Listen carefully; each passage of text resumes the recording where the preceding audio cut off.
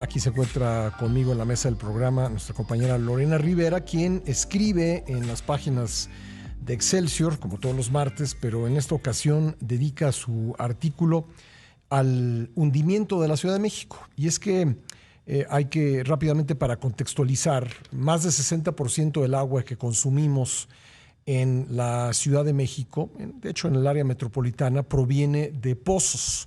Otra parte viene del sistema Cutzamala y una parte más pequeña de alguna presa en el Estado de México, pero la extracción cada vez mayor de agua de pozos y además a una profundidad cada vez mayor está generando una serie de problemas, entre ellos el hundimiento de la capital. ¿Cómo estás, Lore? ¿Cómo te va? Hola, ¿qué tal, Pascal? Muy buenos días para todos.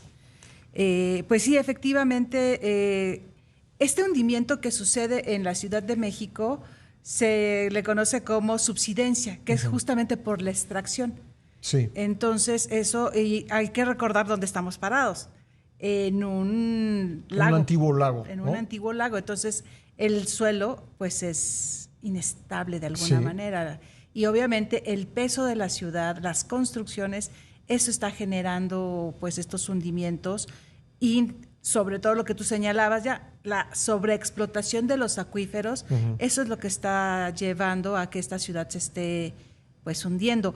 Y esto toma relevancia porque la semana pasada la Agencia de Información Española, EFE, entrevistó a 2 geólogos mexicanos de la UNAM y ellos justamente ponían sobre la mesa esta problemática del hundimiento de la ciudad, que en menos de 10 años la Ciudad de México va a tener zonas inhabitables por hundimiento, por inundaciones y por escasez de agua. Y entonces todos estos fenómenos que están dentro de la parte geológica por los suelos y que la ciudad estaba sentada en un lago, pues están generando estas problemáticas. Y esto generará desplazamientos forzados en estas zonas. ¿Ya se sabe qué zonas podrían volverse inhabitables por los hundimientos? Mira, básicamente la entrevista que le hacen a EFE no menciona exactamente cuáles, pero de las informaciones que hay en otras investigaciones, pues están zonas hacia Iztapalapa, Tláhuac, Milpalta, Xochimilco. El oriente de la ciudad. Exactamente. Entonces, son lugares, y bueno, el centro de la ciudad, el centro histórico, se está hundiendo también. Hay zonas en el corredor Reforma Insurgentes que también está teniendo hundimientos. La calzada México-Tacuba también. Entonces, son muchas zonas que tienen hundimientos muy interesantes y también pues de muchos problemas que puede generar. A ver, para tener una medida del hundimiento histórico que ha tenido la Ciudad de México, basta comparar una fotografía del Ángel de la Independencia cuando se inauguró en 1910 y el Ángel actualmente. Parecería como que el Ángel está saliendo, ¿no?, a flote, porque hay que ponerle... Antes estaba a ras del suelo, ¿no? Ahora tiene una serie de escalinatas o de escaleras. Sí, escaloncitos. Y justamente... Y eso es porque el Ángel, perdón, nada más termino con esto, está muy bien anclado en una superficie o en una roca, vamos a decirlo así. Y entonces lo que se hunde es la ciudad alrededor del Ángel. Podríamos decirlo de esa manera. Algo así. Y justamente uno de estos geólogos, Sergio Rodríguez, decía que cada determinado años se le va poniendo un escalón más al Ángel. Sí. Ahorita se tiene más o menos el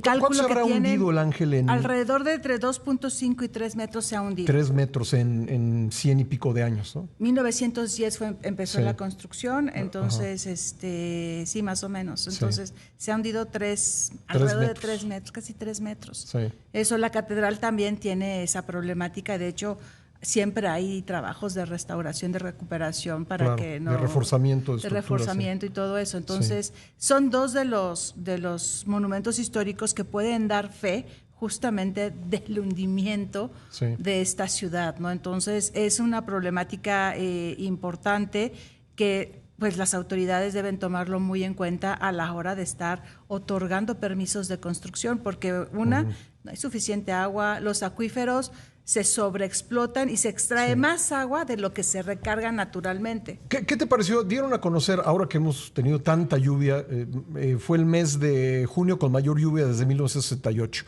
pero gran parte de esa agua pues se va, termina en el mar, ¿no? Se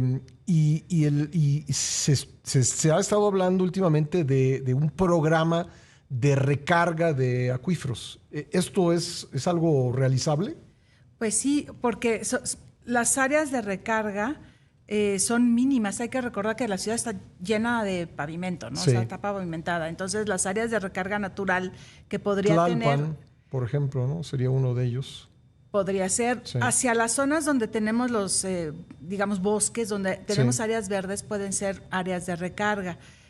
Sería, no sé, eso habría que preguntarle a algún ingeniero, qué tan factible sería construir una presa cercana como para que toda esa agua que cae de lluvia se vaya al subsuelo. Exacto, vaya haciendo que permee. Filtrándose. Exactamente. Entonces, sí es un problema, pero también se pueden cambiar los pavimentos a pavimentos permeables o concreto permeable, lo que ya existe, porque sí existe, y también tener en las casas en donde se pueda captación de agua de lluvia para usos.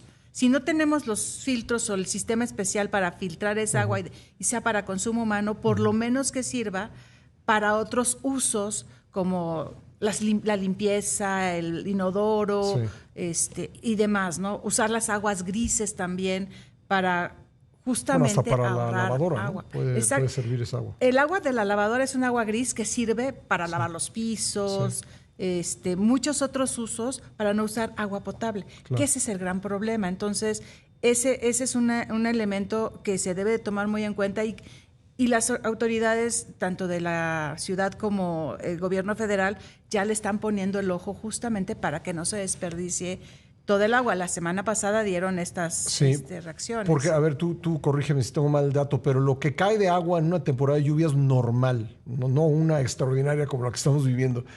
¿Alcanza para el consumo de la Ciudad de México?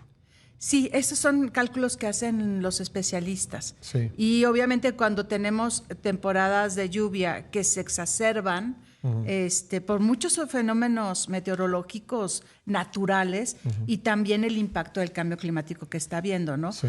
Pero se podría utilizar toda esa agua pues para recargar sobre todo los acuíferos, ¿no? La recarga se lleva muchísimo tiempo. Sin embargo, sí se puede hacer buen uso de toda esa agua, porque otro de los problemas que tiene la ciudad, con esta escasez, paradójicamente, de agua que tenemos, hay inundaciones, que también la UNAM acaba de mapear a partir del 2 de junio, que cayó muchísima agua, dónde son las zonas que más se inundan. Claro, porque el hundimiento, pues también en época de lluvias, pues genera inundaciones, como vimos hace unos días en la Ignacio Zaragoza, que todo una sección, varias colonias se inundaron. ¿No? Sí. Bueno, pues ahí está. Subsidencia, como sea, la Ciudad de México se hunde. El artículo de Lorena Rivera en Excelsior, no se lo pierda. Un artículo lleno de datos y que pues da mucho que pensar sobre lo que sucede acá en la capital. Gracias, Lore. Muchas gracias, que tengan buen martes. Muchas gracias.